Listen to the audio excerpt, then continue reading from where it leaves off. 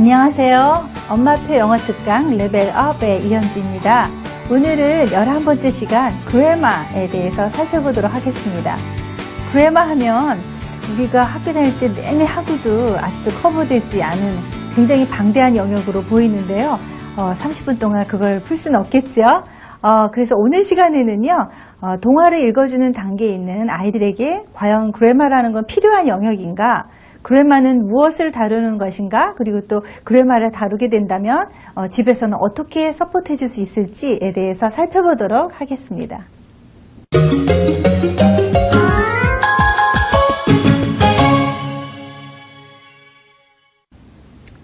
네, 그래마 하면 사실상 다루는 게 굉장히 많이 있는데요. 우리가 먼저 어떻게 가르쳐 줄 것인가를 따져보기 전에 그래마는 어떤 영역을 커버하는 것인가 우리 한번 생각을 해봐야 되겠습니다. 그래서 오늘은 잠깐 시간을 이용해서요. 그래마에는 어떤 영역이 있는지 한번 살펴보도록 하겠습니다. 먼저 화면 좀 보실까요? 네. 여기 첫 번째, 그래마는 tools for expressing meaning 이렇게 의미를 정의해 봤는데요.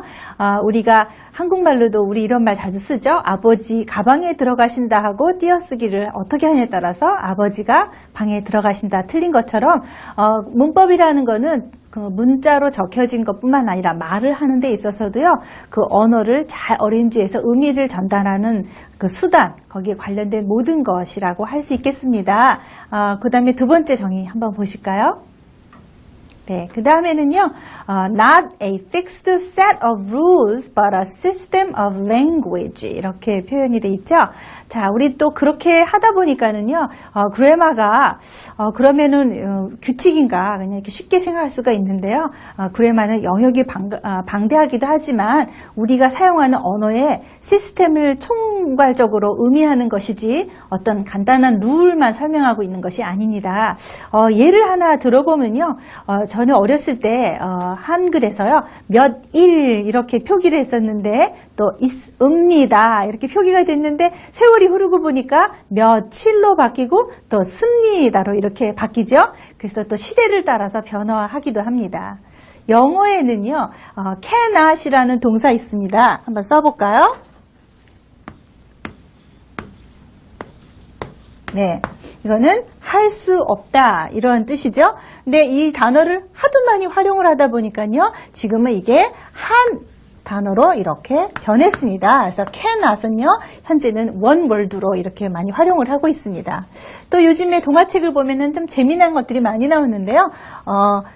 See you later, alligator 이런 것처럼 이제 wolf 시리들 있죠? Mr. Wolf 같은 동화가 있다 쳤을 때요. 옛날에는 이렇게 Mr. 하면은 꼬박꼬박 피리어드를 찍었었는데요. 요즘에는 이 피리어드도 이제 이렇게 없어지고 있는 추세입니다. 자, 이렇게 시대가 지나면서 또 다양한 환경에 의해서 그 룰도 변할 수 있습니다. 그래서 룰이라는 말보다는 language system이다 이렇게 표현하는 것이 맞는 것 같습니다. 예, 그러면 그래마는 어떤 영역이 있는지 우리가 아이들을 가르치고 있는데 동화 단계에 있는 아이들은 그럼 그래마하고는 아무 상관없는 수업을 지금까지 해왔는지 살펴볼 필요가 있겠죠? 그래서 한번 다음 페이지로 넘어가 보도록 하겠습니다. 화면 보실까요? 첫 번째, 그래마에는 몇 가지 영역이 있는데요. 무엇보다도 가장 첫 번째로 꼽는 영역은요. 포놀로지입니다. 포놀로지란 뭐냐? 소리와 문자. 그리고 그 소리와 문자의 상관성을 다루는 것이 그래마의 한 가지 중요한 영역입니다. 그래서 쉽게 우리가 이해한 언어로 표현하자면 파닉스이죠. 그래서 그러면은 파닉스가 그래마였나? 네, 맞습니다. 언어의 시스템 중에서도 이 소리하고 이 문자 언어를 다루는 것이 파닉스죠. 그래서 파닉스는 그래마라는 영역에서도 굉장히 중요한 하나의 영역이 되겠습니다.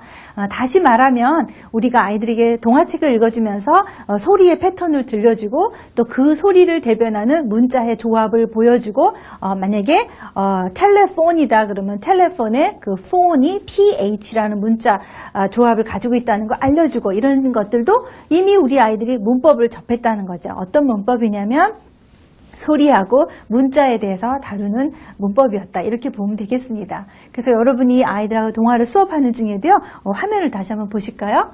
네, 화면 중에 뭐 동화책 중에 나이트 기사에 대한 기사도 뭐 이런 얘기하는 그 기사죠.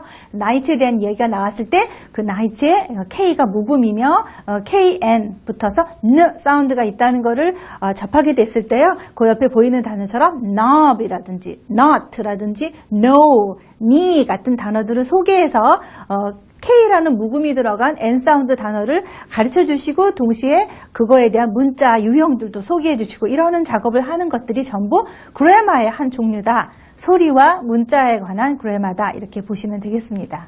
화면 또 하나 보실까요?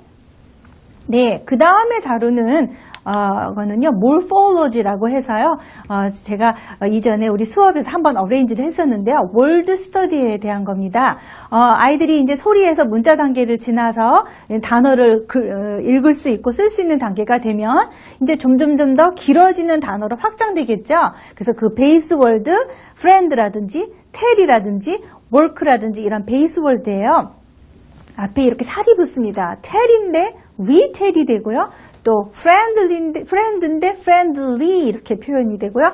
work인데 co-worker 이런 식으로 베이스 월드 앞뒤에 이렇게 살이 붙죠. 그래서 이런 것들은 compound word도 해당되고요. 또 여러 가지 끝에 inflectional ending이라든지 접두사, 접미사 같은 것들이 붙어서 이 베이스 월드들이 앞으로 길어지는데요. 어떤 원리에 의해서 길어지는지 아이들이 조금 이해하게 되면 긴 단어를 끊어서 읽을 뿐만 아니라 나중에 보캐블러리를 섭렵해 갈 때도 굉장히 큰 도움이 된다 그랬죠. 그래서 이미 다루었던 그 월드 스터디 그것이 바로 어휘 자체에 관한 시스템을 가르치는 그래마의 중요한 한 영역, 모폴로지가 되겠습니다. 또 그래마에 대해서는 또 하나 영역이 있는데요. 한번 다음 페이지 보실까요? 그 다음에는요, syntax라고요. 여기 뭐라고 되어 있냐면 arrange of the words입니다. 어휘를 배웠고 그 베이스 월드를 기본으로 확장된 단어를 배우고 나면은요, 그 어휘들이 문장에서 적절한 배열을 하여가지고 그것이 센텐스가 되겠죠. 한마디로 센텐스의 구성 요소들을 배우는 영역이 또 그래마의 한 영역이 되겠습니다.